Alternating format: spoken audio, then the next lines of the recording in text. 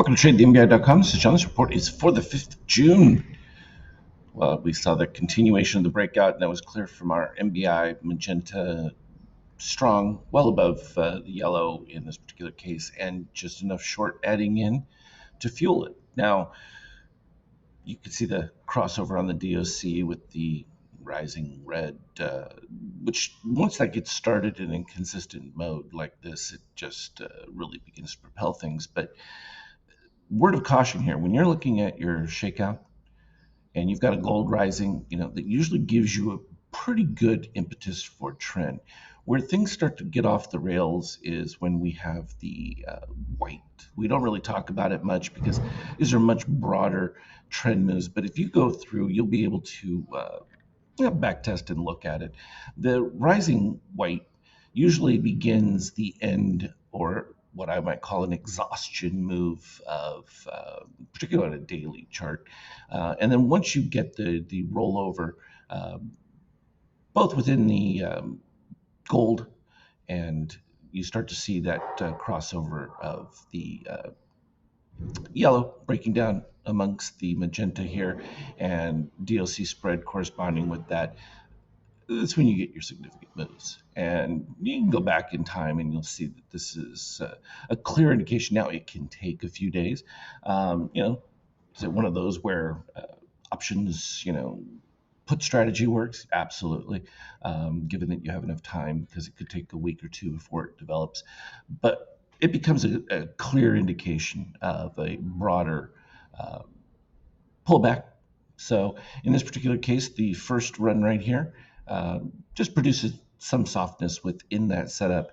And then we've got this, kind of wonky histogram from the shakeout for the short period. We're in a build mode right now, but clearly with that beginning of the rising white, as soon as that begins to start its rollover, you can already see we've got positive extremes from this buildup. So, from a beginning standpoint, you already know that the 4177 is going to be a target. So it's already going to be 100-point move when it takes place. It's just a matter of, it could be more based on how far we continue with the build given the current reading.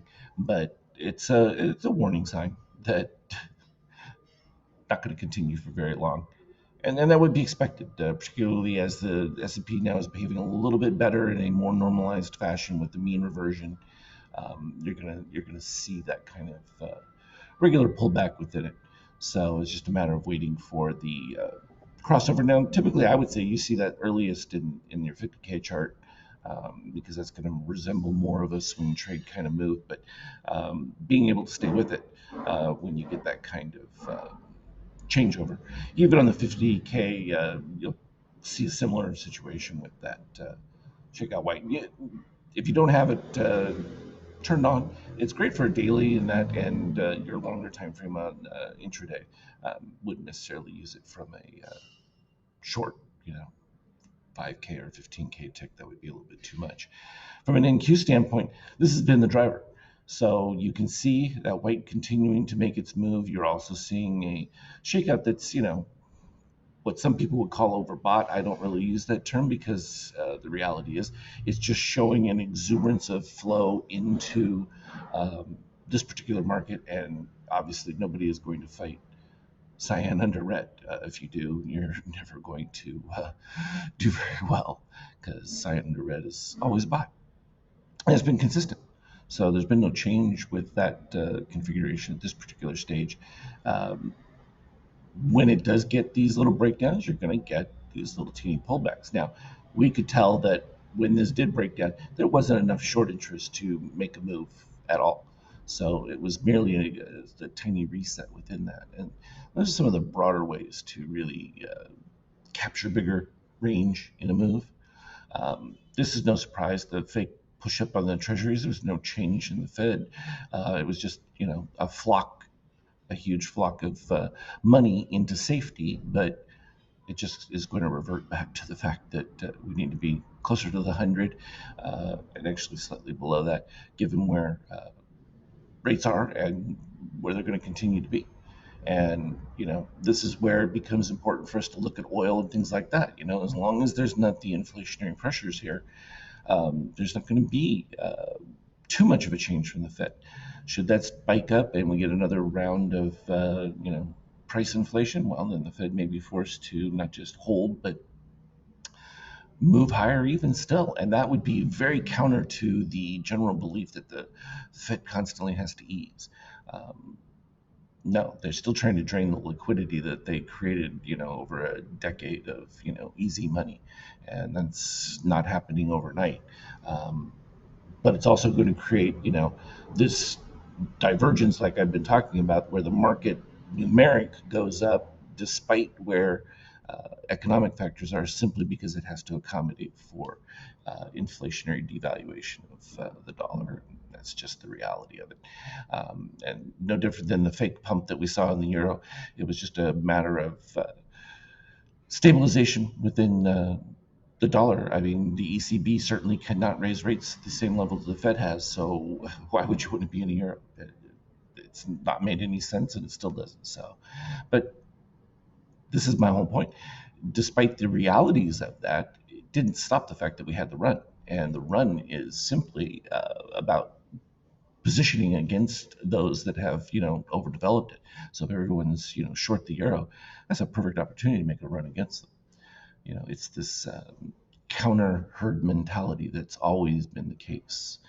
From a gold standpoint, still weakness, and not presenting any different case in this particular instance. And literally, this is what we were talking about with that, because we had the positive extremes going all the way out from the breakout. That's all healthy to fill those spaces in first before making a move.